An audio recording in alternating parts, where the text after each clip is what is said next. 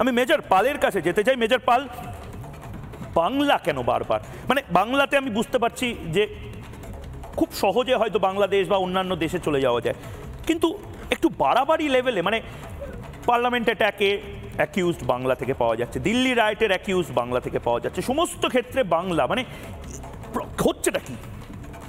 দেখুন, আমরা সবাই জানি যে পশ্চিমবঙ্গ এখন সন্ত্রাসের আঁতুড় ঘর, বা গোদা বাংলায় বললে জঙ্গিদের মামার বাড়িতে পরিণত হয়েছে। আর হবেই না বা কেন?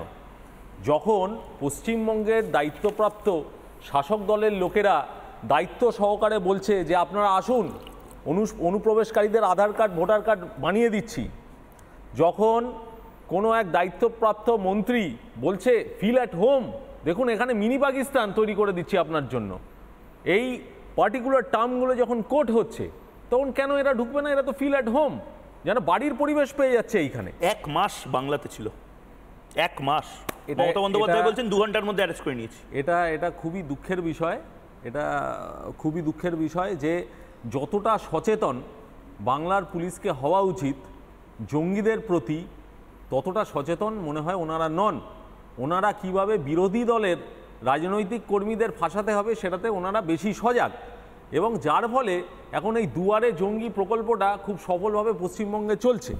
আমরা দেখেছি মোটামুটি 2015-16 এই সময় থেকে কিন্তু বাংলার অবস্থার একটা পরিবর্তন ঘটে চলেছে। যেমন আমরা দেখেছি যে জুলাই 2016-তে বিশ্বভারতী ফার্স্ট প্যাসেঞ্জার থেকে জেএমবি জঙ্গি ধরা পড়ে, সেপ্টেম্বর 2016-তে কলকাতাতে জেএমবি জঙ্গি ধরা পড়ে, 2020-তে মুর্শিদাবাদে আল কায়দা ইন্ডিয়ান সাবকন্টিনেন্ট এর রিলেটেড জঙ্গিরা ধরা পড়ে, 21-এ সুভাষগ্রাম থেকে জেএমবি জঙ্গিরা ধরা পড়ে।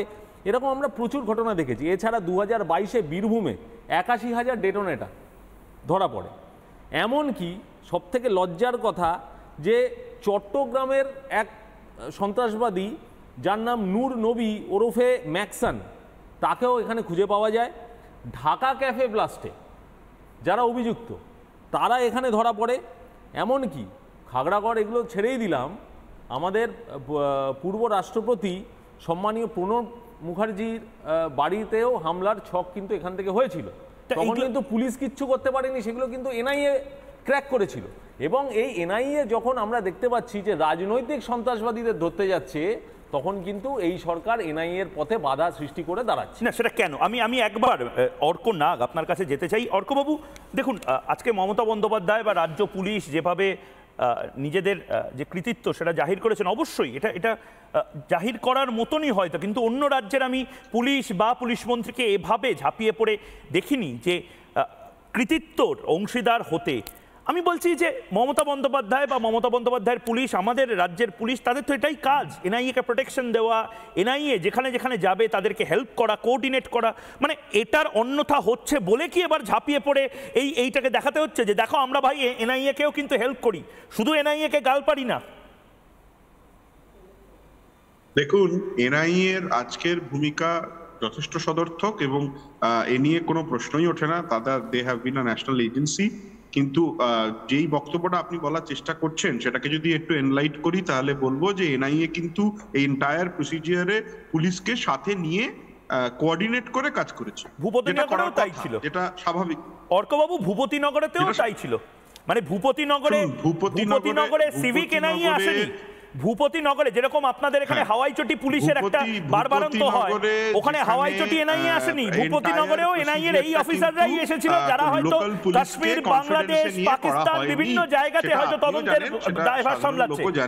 ভূপতিনগরে কিছুটা পার্ট পুলিশকে বলা হয়েছে, 5খানা টিম গেছিল, তার মধ্যে একটি টিম থানায় জানায় যে বাকি টিমগুলো অলরেডি। না না, অর্কবাবু আমার একটা প্রশ্ন আছে, আমার একটা প্রশ্ন আছে। এনআইএ তার মানে আপনি বলছেন রাজ্য পুলিশের অফিসারদেরকে এখন এনআইএ নিজেদের কেস ফাইলটা পুরো দিয়ে তারপরে ইনভেস্টিগেশন করবে। যখন তারা কলকাতায় এলো, এই অর্কবাবু আমার একটা প্রশ্নের উত্তর দিন। ব্যাঙ্গালোর থেকে বেরোনোর জন্য যদি আপনি আমাকে শুনতে পান, কোনো সাহায্য করে?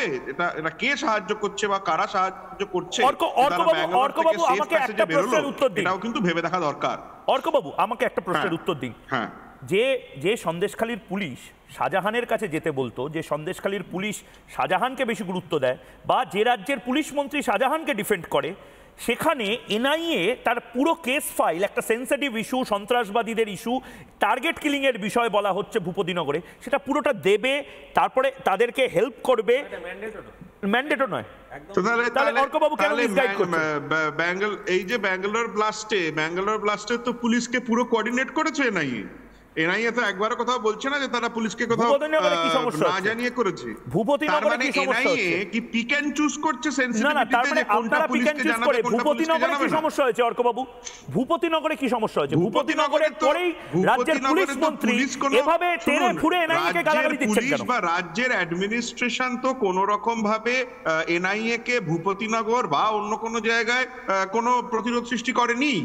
এটা তো মমতা বন্দ্যোপাধ্যায়ের গভর্নমেন্টের কোনো মেশিনারি এনআইএ এর সাথে নন কোঅপারেট করেছে তা নয়।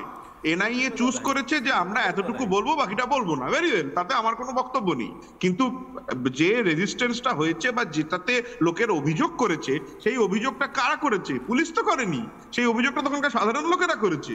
না, আমি একটা জিনিস ক্লিয়ার করতে চাই, এটা একটা জয়েন্ট অপারেশন ছিল। এই অপারেশনটা 4টে রাজ্যের পুলিশ এবং এনআইএ মিলে করেছে। 4টে রাজ্য কি কি? পশ্চিমবঙ্গ, তেলেঙ্গানা, কেরালা এবং কর্ণাটকার সঙ্গে এনআইএ।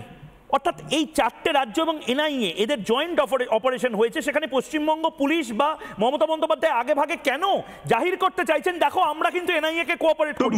তার মানে গোটা ভারতবর্ষে একটা ইমেজ তৈরি হয়েছে যে এই একটি রাজ্য আছে যে রাজ্যে কাশ্মীরের থেকেও বেশি প্রতিকূলতার মধ্যে এনআইএ কাজ করে। তখন বলুন যে 4টে রাজ্যের পুলিশ থাকলেও তার মধ্যে বাংলার পুলিশ ছিল না।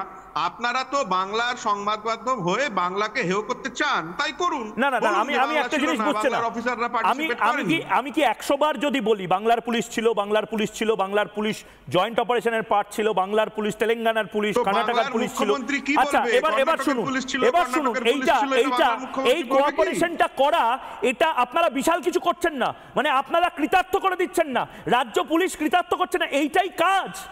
মমতা বন্দ্যোপাধ্যায়ের আমলে এই কাজটা পুলিশ খোলা হাতে করতে পারছে কিনা, তাই জন্য ডিবেটটা। লোকাল পুলিশকে কোঅর্ডিনেট করা, অফকোর্স লোকাল পুলিশকে কোঅর্ডিনেট করার মতন আবহাওয়া দেওয়া হবে, কিন্তু লোকাল পুলিশের একাংশ যদি শেখ শাহজাহানের সাথে হাত ধরে ঘোরাঘুরি করে, শেখ শাহজাহানকে তারা যদি সাপোর্ট দেয়, তাহলে লোকাল পুলিশের উপর কি আস্থা থাকবে অফিসারদের? এবং কোঅর্ডিনেট করে অ্যাজ আ টিম ওয়ার্ক কাজ করবে, সেটাই তো বেশ অর্ক আপনার কাছে আমি আবার আসবো।